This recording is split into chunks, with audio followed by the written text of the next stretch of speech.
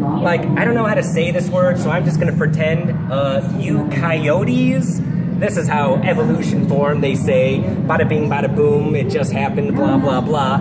So they say, eukaryotes are single-celled, and many still are today. What?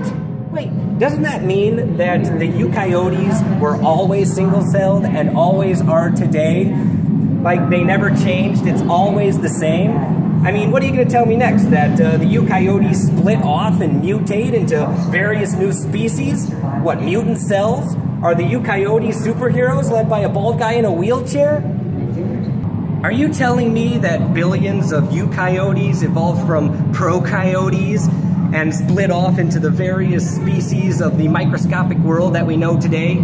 Please, this doesn't make any sense. It doesn't make sense to a toddler, it doesn't make sense to a baby, and it doesn't make sense to me. This is screwy thinking. This is like Darwin's thinking 100 years ago that no one's improved on since then. And we really should know better, people. We really should. It just makes me so angry. The evolution of sex?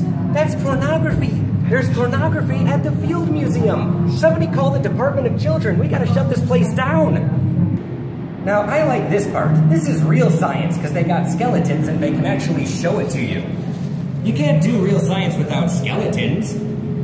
I mean, what are you gonna do? Reverse engineer the DNA to map out all the animals? Please, don't tell me the Big Bang made all these animals just the way they are because you don't have a clue. Despite your PhDs and doctorates and decades of back-breaking research and presenting all that research to the Evolution Committee, you don't know anything about anything, okay? I don't want to hear your detailed hypotheses and your Frankenstein experiments that back up all your research. No, just show me the animals, show me the fluffy kitties and the cute little puppies, and don't tell me how they were artificially selected from wolves and lynxes because you don't have a clue. And don't tell my children that, because you don't know. Makes me so angry. I want to punch them. This is all fake. They made all this stuff up, and they're teaching it to our kids at schools. You know, I homeschool my kids because I don't want the satanic government indoctrinating my children with evolution. All right, look at this. 470 million years ago. How do they know this? They don't know. The scientists took a hat, put random numbers in it, and pulled it out, oh, 470 million years ago. How do they know this? What, did they study the rock layers and find all the elements and carbonadium and all the insects and fossils inside it? Please, they're making all this stuff up. Oh look, the ozone layer provided protection from the sun's harmful radiation. How do you know that? How do you know the stratosphere or the hemisphere didn't really provide protection from the harmful radiation? This is all just guessing. Meanwhile, soils had formed that could nourish plant life. How do they know? I mean, do you have a videotape? Do you have a videotape that proves that soils formed 470 million years ago? How do you know this? I mean, God, it's like the scientists saying that the sun is 93 million miles from the Earth. How do you know? Do you have a tape measurer? Do you have a 100 million mile long tape measurer and you drove all the way to the sun measuring it? These are all just guesses. They don't know anything. And don't teach my children anything because you don't know. I do, because I'm a mom. Meanwhile, these are the first land plants. How did they know this? What, did they map out the DNA and calculate the changing patterns? That's ridiculous. You know, these scientists are all in on this big conspiracy to get trillions of dollars from Obama by teaching evolution. They're all rich, they live in big penthouses on the coast and drive fancy cars. Meanwhile, they're all laughing at the crazy people who believe this stuff. I know, I read it in The Blaze. So they say these tetrapods evolved feet from fins. Well, how do they know this? What if God did it? What if Cthulhu gave them feet while he slept in Riley? What if the fish made a deal with Ursula the Sea Witch to get feet? There are so many maybes. We need to have a whole museum to teach the controversy.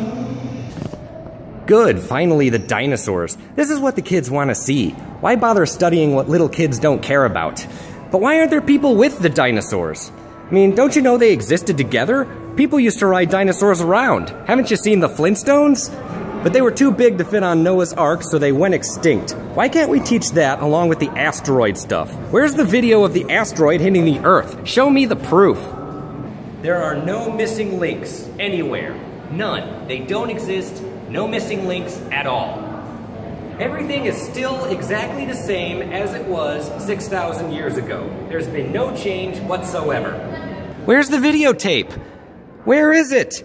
Not only that, I want to see signed autographs from all the early Homo sapiens, or else I'm not believing anything. Well, there's your grandmother, kids.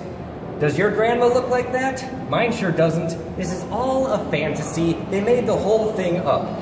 You know, a handful of scientists disagree with this. That means it's wrong and I win. No one considers Neanderthals are just like people with big foreheads, and pygmies are just black leprechauns. I mean, where's the evidence that pygmies don't have pots of gold, blue moons, and red balloons under a rainbow? You can't prove that they don't, so don't tell my children that pygmies aren't leprechauns, because you don't have a clue. Well, look at this, a T-Rex?